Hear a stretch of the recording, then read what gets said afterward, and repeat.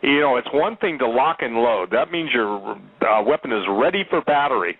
You know, usually when you're walking in formation or whatever, you know, your selector, your thumb is on the selector, your finger's off the side of the trigger housing. But that's not where these guys are at, Greg. You need to explain. I don't think people understand what that means. Would you explain to them one more time? Because this is critical. This isn't what do they need to look for. Everything they need to look for is already here. That is correct, Steve. Look, if this were an honest court, there is more than enough evidence to convict the assailant here on evidence that a crime has been committed. And we are absolutely drowning in evidence on a daily basis on statements, on plans, on agendas, on leaked troop movements, on all the rest of it. I would just ask through the back door here, and that's how we investigated crimes. If we couldn't figure it out going in the front door, we went through the back door and tried to figure out what made it happen. What do you think is happening, folks? What do you think is bringing all this about? Why do you think that training has been amped up and ramped up beyond any other record levels? Why do you think that we have what's going on in this country, the statements that are being made by government, the actions that have been taken already by government, the people that are being arrested simply for speech, others who are ignored for speech, and the perverts, the people that live on the soul and the needs of other people who are running this nation? What do you think we have become? It is right here. We can't get any closer to it without being locked in a box with it. And so if you just simply are in denial because that's your comfort zone and you can't deal with it any other way, well then God help you, and I hope that somehow you survive. I hope somebody in your life takes mercy on you and hides you in the basement so you can make it to another day. But if you don't pick up this mantle that's been handed to us, patriots and constitutionalists, if you want to call yourselves that, but certainly Christians first and foremost. I see a lot of patriots and constitutionalists doing a lot of talking, but I don't see them doing anything to help the situation, Steve. That's why we're going downhill. But the fact is that what you must do right now is take the advice of Doug and Joe and Steve Quayle and do what they have admonished you to do for generations here and get it done before there's no time left at all. All right. I got a question for you guys from one of our listeners, and they wanted to know, you were talking about getting together, get like-minded people getting together, and they were wondering how would we go about doing this at a local level where we could get people together? Do you suggest? Now, look, Joe. Look. I hate to interrupt you, but this is what I'm talking about. If we and I don't mean to offend these folks because I know they're listening and they want good answers, and so I'm going to give you one. But I have to tell you, if you're that far behind the eight ball that you have to ask that question because you obviously haven't been thinking about it or you haven't been planning for it, then let me try and walk you through this. You need to identify within your social group those people that have been talking about how bad things are and what they've heard and that they're concerned and that they really don't know if they've got what they need. That's a common starting point, what they have to need to get through life and do it at a time of crisis. Then you need to try, and if you are going to a Bible-believing church and a preaching church where we know that the truth is getting out, then you can network fairly easily with people within that group, but be careful, be selective. Talk to your family, but be careful because those folks, just like I have in my own family, I have relatives very close to me that would rather be out on the golf course than they would be sitting down to a course of instruction of how to survive what is coming our way. What do I say anymore to those people that I love dearly, and that I've found myself going, what more can I say? You must identify that group by those that are around you and that you know the best, because even the best ones you know can fail, will sell you out because they're scared, or they've been promised something because they know that you're a leader. So please try and identify those folks. Don't go online because you'll just get burned to the ground. Don't be threatening. Don't be making stupid statements that people are going to take you to court over, or they'll arrest you and you disappear because they think you're a true threat, just like Ted Nugent and other people I know Ted Nugent. He's not a bad guy, but he made a statement. Look, be very careful, and planet. Get your first 5, your nucleus, your A team. Get those together first, and then expand it from there. And I gotta share. I want to add something there. I have just gone through a recent situation where someone I knew for 20 years, I never met him personally, but thought he was a friend. Basically, I'll never speak to the guy again because it's not a question of unforgiveness. If they've double-crossed you in the beginning, they'll double-cross you in the end. If they didn't have the relationship with the Lord in the beginning, they won't have it in the end. Now, unless the Lord overrides that, I got to tell you, Greg, that's never failed me. But when I have tried to go back on that, I have paid dearly. Well, would you Steve, agree with that? The situation you're talking about, and I agree with you. It's a very difficult thing. You just shake your head and it breaks your heart. But I don't think you can do anything other than what you've done.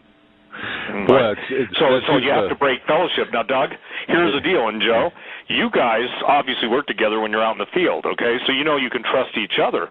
But when I ask this to most people, look, I'm one of the guys. It's not a bragging statement. It's history and the truth.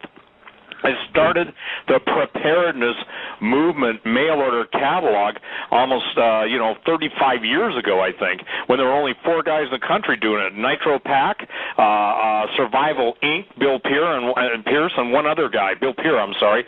I mean, there was only 4 of us. I remember when American Survival Guide, some people still remember when I had my British Ferrets being sold. That's an armored personnel carrier, 4 tires, on the back of American Survival Guide. So, and I used to write articles for them, and I used to run ads in them. So I'm pretty familiar with the prep movement, but I got to tell you this.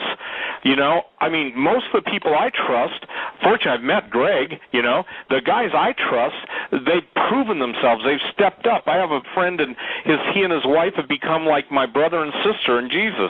I've got a friend, Cornelius II.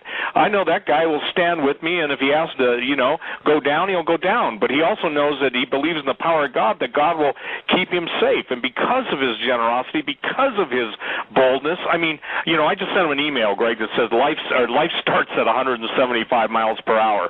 I know that's not what the Highway Patrol likes to see, but what I'm saying is I always love to walk with people who are all out for Jesus. And if they can't even tell you that Jesus' name is Jesus, and they go to church and they'll use Christ, Christ is the title.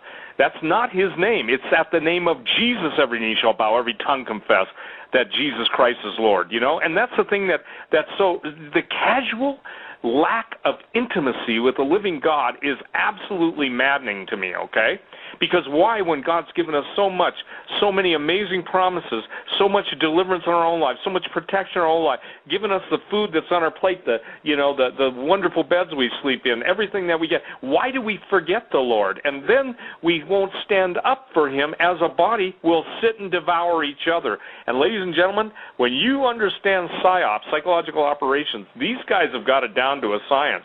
They know if someone's angry at me for one thing, they'll go out and invent 3 other people who claim they work for me. Greg, I got people who are critics that never even work for me claiming they work for me. I know who work for me. The bottom line is this, is that you've got to have the nature. Here's another thing. Anybody who's been kicked out of a church for standing for the truth, chances are that's a good place to start, okay, if they've been kicked out. And I'm not talking about rebellion because they have 3 wives and 4 mistresses. I'm talking about legitimate trying to stand for the truth. The number one cry in the people of God's heart around the world is, Lord, who can I stand with? And ultimately, at the end of the day, you guys, I'll tell you what, his name is Jesus, and if you'll pray and ask the Lord, the Lord gave me this. It's his word from heaven. It's as true as now as it would be through all eternity. If you will look to me, Jesus speaking, I will give you better friends than you choose for yourself. If you try and choose your friends after what you think sounds good or looks good, I've been down that road. I've been betrayed so many times that you'd think I'd quit beating my head on the same brick wall. Finally got smart and said, Lord, I will not allow anyone access into my life until you bring them, until you tell me it's okay. Because, Greg, these are, this is the basis of all teamwork, whether it's an A team or whatever team you're putting together. There has to be trust, and you have to know that that person next to you is willing to go the line for you. And that's what I'm saying to American law enforcement tonight. Gentlemen, the man that told me about the red list, the blue list, and the green list gave his life. He was the head of the Environmental Protection Agency for the entire western United States a number of years ago. And he told me what you're now hearing, and he told me it cost him his life. So was he fooling around? I don't think so. He told me, he said, Steve, when law enforcement and the military is used up, they're on the blue list. They get whacked by the pre-assigned assassins that will be put into the departments as observers. And thank God there are men who will not allow, any observers. And two of them are two officers, Greg, that you love. They're two really good friends of mine, and they just said no. And because they said no, they're now locked out of the loop. And I think that's what people need to understand. With a new selective communication system, if A, B, and C are bad cops and D is a good cop, A, B, and C will basically be given information. D will be locked out. D will call for backup, and A, B, and C will be given the word to take out D. Well, that's absolutely right, Steve. I can absolutely confirm that. It's amazing you would say it in that order, because I have someone very close to me in law enforcement. I'm not going to give the city, obviously. I can't do that. No, don't. But it's in the Midwest, and this officer wrote to me a month or two ago and said, please tell me what to do here. I'm so confused. I don't get it. I'm on the SWAT team. I've done all the rest of this, and I'm being locked out. I'm being forced out because I won't tell them my allegiance to a certain group or to a certain fraternal organization that I refuse to join. I mean, it came down to those kinds of details. And look, I know, Steve, I can tell you there are officers in Clay Center, Kansas, and Olathe, Kansas, and out in Salina, Kansas, and down near Wichita. I can tell you that there are people in that area, ranchers and law enforcement folks, that know exactly what's going on and have told me flat out they will not be involved in this kind of stuff. They will not turn in their neighbors. They will not go round up these people, but they're so far in the minority, I mean. And so as a result of that, we're still back at square one. How do we resist? I hope it never comes to that. I hope that we don't have to, but I'm telling you, I'm standing right here facing it, saying it's going to occur. All right, we're kind of in the lightning round. We've got about 16 minutes left of the show. Lightning round here. Greg, Oathkeepers, good, solid organization, or infiltrated. What's your thoughts on that? No, I think they're as solid as they can be. That's not to say there aren't a few in there. Of course, there most likely are. But I think the heart and soul of that organization and its founder are good folks. Election, Steve, and either one of you, the election of 2012. Is this going to happen? And if it does, I mean, well, let's just start there. Do you feel that we're going to have an election this year? I would say, personally, I don't believe so, and I don't think so because as Obama loses his strength and support, and by the way, they've outed 10 chief naval officers in the last several months, that there's a purge going on. I think that they will use the Middle East crisis to suspend the election if he feels he's going to lose. Okay. Look, Doug, I have to say this. That issue down in Colombia with the Secret Service, that was also a purge.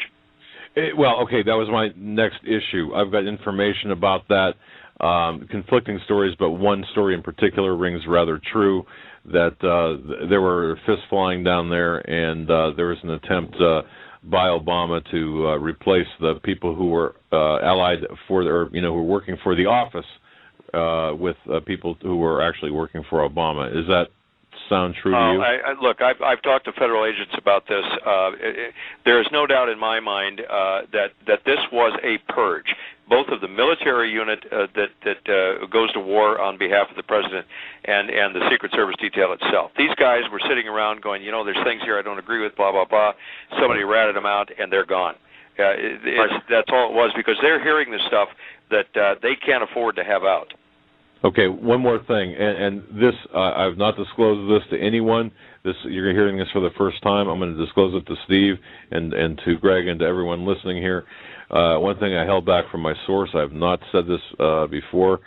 My source has said that there is the very real possibility that at least one Supreme Court justice should not enter into small planes and should watch, what he does. Have you heard anything about this? Well, yeah, there's a purge going on, and I just want to say there's a purge. That means that there are agents and there are military and there are politicians who are being systematically executed. The most in-your-face execution was Andrew Breitbart. Then, Doug, you and I worked the case years ago on, what's his name, O.C. Smith. That's right. And we won't even talk about that. But the point being is, and now you've got the coroner for Breitbart being poisoned. He's dead. And now you've got the eyewitness that was with Breitbart when he saw him turn bright red. The reason he turned bright red wasn't because he had a heart attack. He was hit with an EMF weapon. That is correct.